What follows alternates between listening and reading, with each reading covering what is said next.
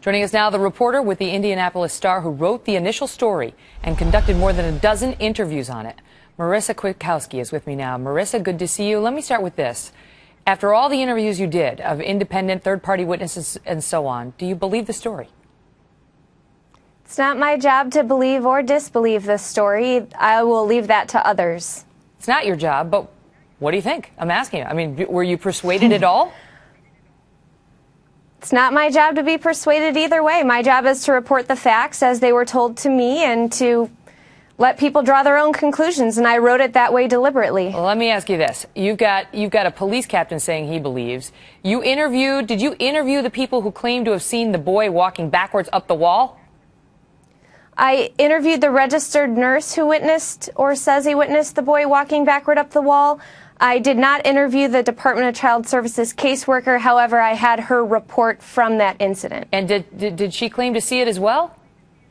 She claimed to see it as well, yes. Do you have any reason to doubt their accounts? I mean, as a reporter, you always go in skeptical. I think they believe it, yes.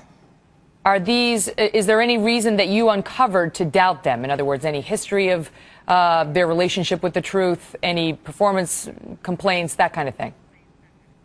Good question. No, there weren't any sorts of situations that gave me pause.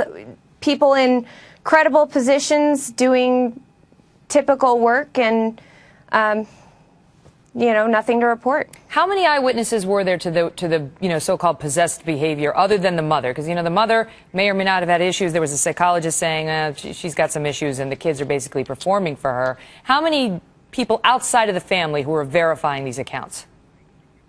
You mean in the hospital or outside of the hospital? Anybody outside of the family. It would take me a bit of time to count, but at least 5 or 6 people who say they witnessed things that were strange. Is there any audio or visual? There are not audio or visual representations of the boy walking up the wall or the levitation. There are photos of things that police saw while they were in the home, but nothing, no demons or paranormal or anything like that.